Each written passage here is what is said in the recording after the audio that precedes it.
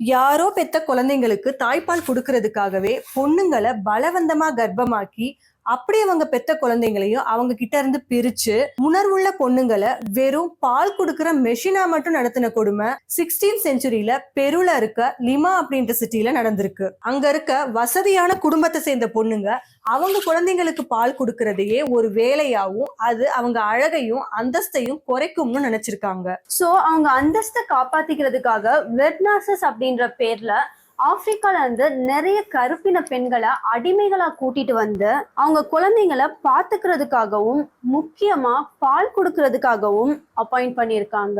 இந்த வேலைக்கு அவங்களுக்கு சம்பளமும் கொடுக்கப்பட்டிருக்கு. ஆனா சயின்டிபிக்கலி ஒரு பொண்ணை குழந்தைக்கு பால் கொடுக்கணும்னா அந்த பொண்ணுக்கு பால் சுரந்தாகணும். அப்படி பால் சுரக்கணும்னா அந்த பொண்ணை ஒரு குழந்தைய பெற்றாகணும். அப்படி இருக்கப்ப தாயாகாத ஒரு பொண்ணு யாரோ பெத்த குழந்தைக்கு தாய்ப்பால் கொடுக்கணும்னா ஃபர்ஸ்ட் அவளை குழந்தை பெத்துக்க வைக்கணும். இதுக்காக அந்த பொண்ணுங்களை வலுக்கட்டாயமா கண்டினியூஸா நிறைய குழந்தைங்க பெத்துக்க வச்சிருக்காங்க.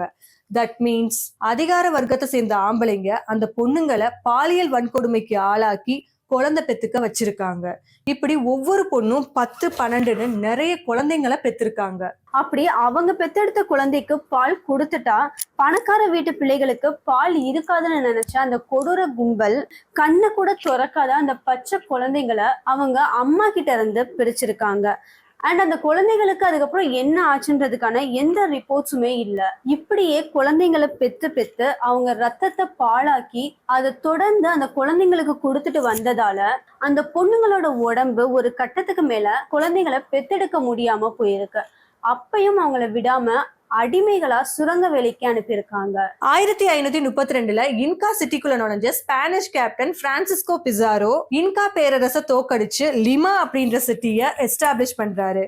அந்த சிட்டிய பொருளாதார ரீதியா டெவலப் பண்றதுக்காக ஆல்ரெடி அவங்க கண்ட்ரோல்ல அடிமைகளா இருந்த ஆப்பிரிக்க மக்களை அந்த லிமா சிட்டிக்கு கூட்டிட்டு போறாங்க. அதுல ஆண்களை விவசாயத்துக்கும் கட்டுமான வேலைக்கும் அனுப்புறாங்க. அண்ட் பொண்ணுங்களை வீட்டு வேலைக்குன்னு கூட்டிட்டு வந்து பாலியல் தொந்தரவு கொடுத்து கர்ப்பமாக்கி தாய்ப்பாலையும் சுரண்டி இருக்காங்க. தாய்ப்பால் எவ்வளவு ஒரு புனிதமான விஷயம்.